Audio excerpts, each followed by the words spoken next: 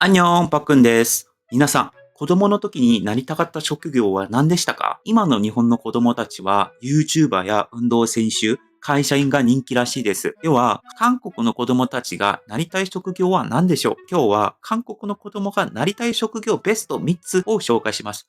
大きく見ると、1つ目は文化系、2つ目は医療系、3つ目は教育系です。僕ならではの考察や経験談も含めてお届けしますね。まず一つ目は、芸能、スポーツ関係のお仕事です。韓国の小学生に将来なりたい職業と聞いたら、なんと第一は圧倒的に文化、芸術、スポーツ関連と答えられます。なんと40%ぐらいで、2位の2、3倍ぐらいの数字です。中でもトップは歌手、YouTuber、アイドル、プロ野球選手みたいなものです。一見夢が溢れているように見えるけれど、その数字の裏には勉強一辺社会、勉強しないといけない社会から逃げたい子供たちの静かなお願いが隠れているかもしれません。塾は夜10時まで、テストスコアで家庭の空気すら変わる。そんな中で好きなことをやりながらキラキラしているスターたちに憧れを持ちます。だから芸能やスポーツに夢を託す子供が非常に多くなりますね。というのも僕の考察として、将来何になりたいと聞かれた時に、医者とか公務員とか研究者とは答えづらい。なぜなら成績が悪ければ、もうその時点でアウトだからですね。つまり韓国では夢イコール選ばれし者だけが持っている特権になってしまっている。だから子供たちは成績に関係ない世界、芸能やスポーツを目指すんじゃないかなというふうに思いました。しかしながらですが、芸能界やプロスポーツの道は華やかに見える反面、極端に狭い領域です。オーディションは倍率1000倍。プロ野球でも韓国国内で一軍に上がれるのはわずか数百人。それでも挑む子が絶えないのは他に選べる道がないからかもしれないですね。韓国でプロ野球選手になると決めた人たちは完全にその道に学生生活を捧げないといけません。野球選手になりたいなら小学生時代から準備を始めないといけないですね。それで高校生になって野球をやめたいとなっても、野球以外のこと、勉強とかしようとすると、もう遅れているわけですね。だから最後まで野球をやりきるっていう選択肢を取る方がほとんどになってしまうっていうのがあります。僕もですね、実は野球選手になりたかったです。小6に野球を始めることになってやってみたんですね。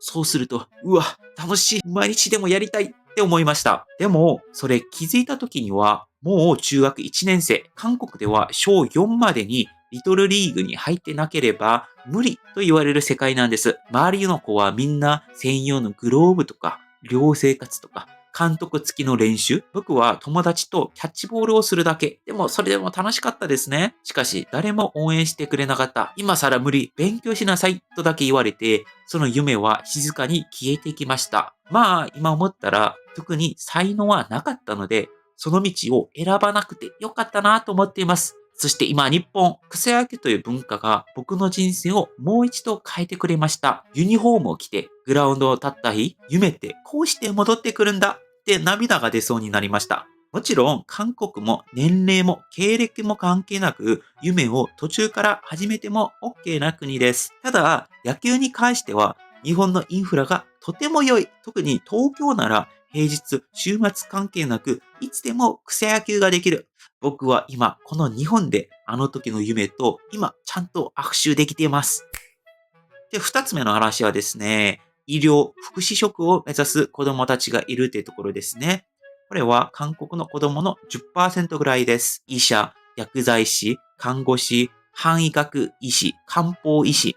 そのあたりが定番ラインナップですね。なぜ人気なのか。これは日本と変わらないですね。理由は明確で、就職率が高い。資格持ってればそうですよね。年収が高い。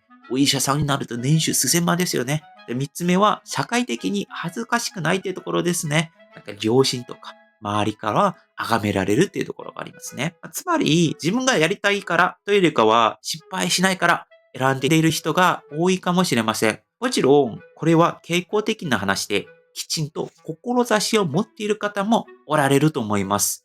というのも、韓国では安定した道を探しておくことが求められています。公務員試験の倍率も数十倍。企業に入っても定年までいけないかもしれない副業や株式投資で財源を取っておこうとする人が多い。そんな中で一生安堵の医療資格は最後のチャンスですね。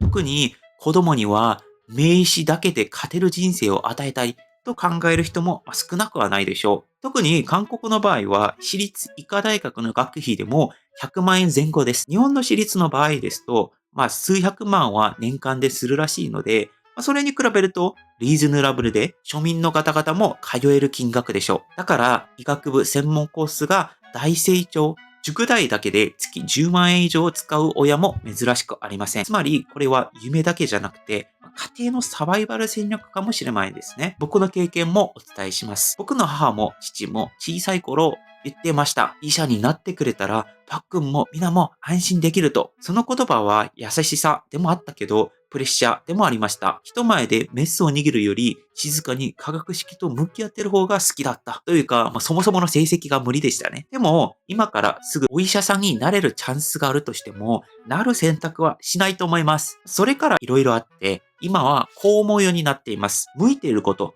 楽しいことを深くやった方が社会にとっても幸せだと。